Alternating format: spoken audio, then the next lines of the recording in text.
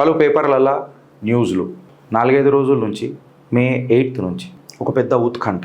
మీరందరూ వెయిట్ చేస్తున్న టాపిక్, గిరీష్ నోట ఈ మాట ఎప్పుడు వస్తుంది అని ఎదురు చూస్తున్న టాపిక్. కట్ చేసి సీన్ లోపలికి పోతే పంచాయతీ చిన్నది కాదు, చాలా పెద్దది. ఇష్యూ పెద్ద సెన్సేషన్. ఎందుకు పెద్ద సెన్సేషన్ అని అంటే, హిందూ హృదయ సామ్రాట్, Karimnagar MP, ministry of home affairs, కేంద్ర హోంశాఖ సహాయక మంత్రులు బండి సంజయ్ గారి కుమారు పరిచయమే సెన్సేషన్. బట్ ఆ పరిచయమే సెన్సేషన్ ఉన్నప్పుడు ఎక్స్ప్లాయిటేషన్ అనేది ఒకటి మాట వస్తుంది కదా.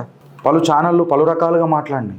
సో ఆ ఛానళ్ళు ఏం మాట్లాడినాయి ఎక్సెట్రా అవన్నీ పక్కకు పెడదాం. నేను ఇప్పుడు నా ఈ జర్నీ హిందూ ఏక్తా యాత్ర నుంచి మొదలెడతా. ఎందుకు అనంటే, సీతమ్మ వారిని ఆ అసురుల చెర నుంచి కాపాడింది నా కపికిషోరుడు, అనిలాత్మజుడు, పవనసుతుడు. అమ్మా నా భుజం మీద ఎక్కమ్మా, ఇప్పుడే వీళ్ళ నన్ను మనని ఆపేది. ఆ వానరుడి సాక్షిగా నేనేం మాట్లాడినా దానికి కట్టుబడి ఉంటే ఇవ్వాలి. బట్ బండి సంజయ్ ఏం మాట్లాడిండు, బండి సంజయ్ కొడుకు ఏం చేసిండు, మీడియా ఏం మాట్లాడింది పక్కకు పెడితే నీకేమర్థమైంది? ఒక తల్లి ఆవేదన, ఒక మైనర్ బాలిక బాధ అనేది క్వశ్చన్ రాయాలా అనేది క్వశ్చన్. ఇవాళ హనుమాన్ ఏక్తా యాత్రల హనుమంతుడి గురించి మాట్లాడు, రాముల వారి గురించి మాట్లాడు, రామ భజన గురించి మాట్లాడు, ఆ తులసీదాస్ యొక్క రామచరిత్ర గురించి మాట్లాడు, ఆనందమవుతుంది. అందులో ఏ రామాయణంలా ఎవరి కుటుంబము, నీ కుటుంబము నా కుటుంబము ఎందుకున్నది బండి సంజయ్ గారు అన్నది ఒక ప్రశ్న. ఎందుకు మాట్లాడాల్సి వచ్చింది మీరు హనుమాన్ ఏక్తా యాత్రలా? మీ కుటుంబం ఉండడం అనేది ఏక్తా యాత్ర అవుతుందా అనేది క్వశ్చన్ ఇవ్వాల. మీకు నేను ఇష్టమా లేదా పక్కకు పెడదాం. ఏ స్టేజ్ మీద ఏం మాట్లాడాలని అనేది ఒక గుణాత్మకమైన నిర్ణయము.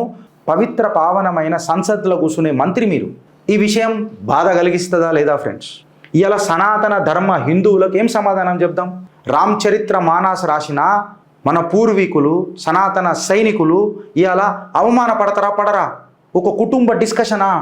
కుటుంబం అని అన్నప్పుడు నా కుటుంబాన్ని నేను వదిలేసిన దేశ ప్రజల కోసం, కరీంనగర్ ప్రజల కోసం అని చెప్పి మీరు మాట్లాడినరు. బండి సంజయ్ గారికే మాట్లాడుతున్న సూటిగా. మీరు మాట్లాడినప్పుడు మీ కొడుకునే మీరు పట్టించుకోలే, మీ కుటుంబాన్ని పట్టించుకోలేనన్నప్పుడు కరీంనగర్ ప్రజలు నా ఫ్యామిలీ అని అంటే మీరు ఎట్లా పట్టించుకుంటారు? వాళ్ళకేం న్యాయం జరుగుతుంది అనే మొట్టమొదటి ప్రశ్న నా నోట కాదు, మీ నోటనే మొదలవుతుందా కాదా అన్నది నా మొట్టమొదటి ప్రశ్న. నాకు బాగా బాధ కలిగిన మాట, నా కన్న తల్లి కన్నీళ్ళ సాక్షిగా గుర్తొచ్చిన ఆవేశం. దానికంటే ఎక్కువ ఆ తల్లి పడుతున్న బాధ సాక్షిగా మాట్లాడుతున్నా, యావత్ తెలంగాణకు హెచ్చరిస్తున్నా, సిగ్గు శరం అనేది ప్రజలకున్నదా అని చెప్పి మాట్లాడుతున్నా. టీఆర్పీలు కావాలారా మీకు? ఒక్కొక్కడికి టీఆర్పీలు. కన్నె పేగు అని చెప్పి బండి సంజయ్ గారు మాట్లాడిరండి. కన్నె పేగు అని. కన్నె పేగు తల్లడిల్తున్న ఆ మైనర్ బాలిక తల్లికి లేదా? కన్న పేగు కాదా? నవమాసాలు మొయ్యలేదా అన్నది ప్రశ్న. ఈ ప్రశ్నకు ఏ సమాధానం ఎవరు చెప్తారు నాకు? ఏ ఏక్తా యాత్ర సాక్షి అవుతుంది ఇవాళ? ఆ తల్లి బాధ, కట్టలు తెంచుకునే కోపం ఉన్నది ఇవాళ. రాజ్యాంగ బద్ధంగా ఉండాలన్న ఒక ఓర్పు మాట్లాడిపిస్తుంది ఇవాళ.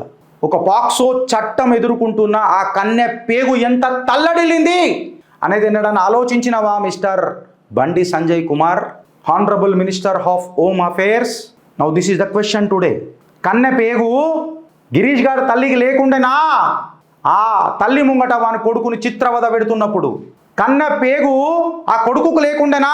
ఆ తల్లి యొక్క ఏలు ఇరిసినప్పుడు, కన్నె పేగు పిల్లల పానిక్ అటాక్ అయినప్పుడు నా భార్యకు నాకు లేకుండేనా? నా భార్యకు లేకుండేనా? We have chosen to be constitutional. రాజ్యాంగబద్ధంగా ఉన్నాం. మేమెన్నడూ కూడా రాజ్యాంగ విరుద్ధమైన పనులు చేయలే. మీరేమన్నారండి? ఇష్యూ చేస్తున్నారు, గివ్వేదో అని అంటున్నారు. నేను ఇలా ఒక క్వశ్చన్ అడుగుతున్నా. ఒకసారి కార్యకర్తల మీద కేసులు పడ్డాయి అని చెప్పి మాట్లాడితే ఇదే కేంద్ర హోంశాఖ సహాయక మంత్రులు బండి సంజయ్ కుమార్ గారు మాట్లాడిన మాట అండి. కేసులు పెట్టుకోర్రా లీడర్లు అవుతారు అన్నడా లేదా? ఇవాళ నీ కొడుకు మీద కేసు పడంగానే కన్నె పేగు గుర్తొచ్చిందా అండి? ఆనాడు కార్యకర్తల మీద కేసులు పడ్డప్పుడు లీడర్లు అవుతారు రానంటే మళ్ళీ మీ కొడుకు లీడర్ అయితే మీకే కదండి సంతోషం. చాలామంది మాట్లాడిండ్రు, ఎన్నో రకాలుగా మాట్లాడుతుంది. ఇవాళ మనం అర్థం చేసుకోవాల్సింది ఏంటంటే, ఈ కేవలం అనేది ఈ మైనర్ బాలికకే అంకితమైన సబ్జెక్టా ఇంకెన్నా అనంటే, నేనే ప్రత్యక్ష సాక్షి, నా ఫోనే ప్రత్యక్ష సాక్షి, నా ఆత్మ ప్రత్యక్ష సాక్షి, ఇప్పుడు ధరించిన ఈ దేహమే ప్రత్యక్ష సాక్షి. 1 కాదు 2 కాదు 3 ఫోన్లు నాకే వచ్చినాయి. ఆ కాలేజ్ యూనివర్సిటీ పోరలు నాకు ఫోన్ చేసి, నేను బయట పెట్టలే, నేను రాజ్యాంగబద్ధంగానే ఉన్నా. ఈ రోజు మాట్లాడుతున్నా. వాళ్ళు ఎఫ్ఐఆర్లు పెడితే వాళ్ళకు పోలీసు వాళ్ళు చట్టాలు తీసుకుంటారు, పోతారు ముంగడికి. బట్ బాధితులు ఇలా కట్టలు తెరుచుకొని సునామీలు అయి మాట్లాడుతున్నారు. కొన్ని ఫోటోలు బయట లీక్ అవుతున్నాయి. నాకు ఒక పోలీస్ స్టేషన్ నుంచి ఫోన్ వస్తుంది. నేను పెట్టలే కదా సార్, మా ఛానల్ పెట్టలే కదా, మా ఛానల్లో మాట్లాడుతున్నా, మా పెద్దమ్మ చచ్చిపోయింది, మేము అక్కడ ఉన్నామనంటే ముద్దుతో ఫోటోలు పెడుతున్న ఫోటోలు లీక్ అవుతున్నాయి గిరీష్.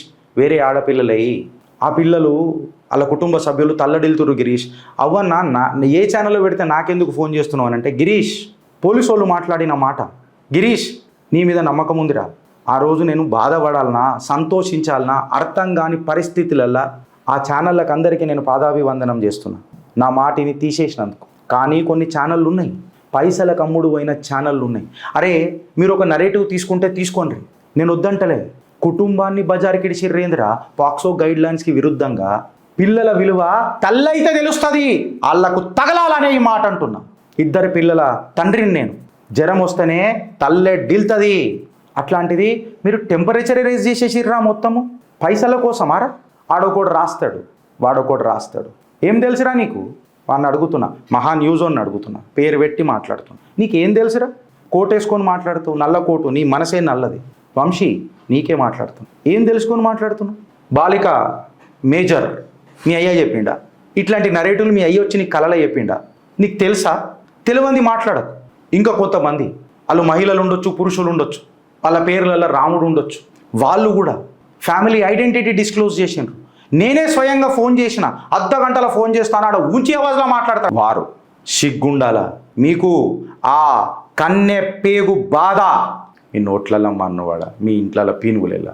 ఛీ, కంటెంట్ అమ్ముకునే బతుకులారా మేవి? ఇంటెంట్ ఇంపార్టెంట్ రా దేశం మీద, దేశ ప్రజల మీద. ఆ తల్లికి ధర్మం ఇవ్వకపోయినా న్యాయం ఆర్గ్యుమెంట్ చర్చకు సిద్ధమారా ఇలా యావత్ తెలంగాణ. ఒక ఆడబిడ్డకు చర్చ, నా కుటుంబాన్ని రోడ్డు మీదకి, మళ్ళీ ఆ కుటుంబాన్ని రోడ్డు మీదకి ఇచ్చినప్పుడు లేదా? ఇప్పుడు మాట్లాడుతున్నా ఇనుండ్రి. పాక్సో చట్టం అనేది బండి కుటుంబానికో బాధితుల కుటుంబానికో తేడా ఉండదు బ్రదర్. ఒకటే రూల్ ఉంటుంది, నాకైనా నీకైనా ఎవరికైనా. బండికి జరిగితే బాధ, బాధితులు మైనర్ బాలికకు జరిగితే అది ఆనందం కాదు. అట్లా అయినప్పుడు నువ్వు భూమి మీద పుట్టి వేస్ట్, చిల్లర నా కొడుక.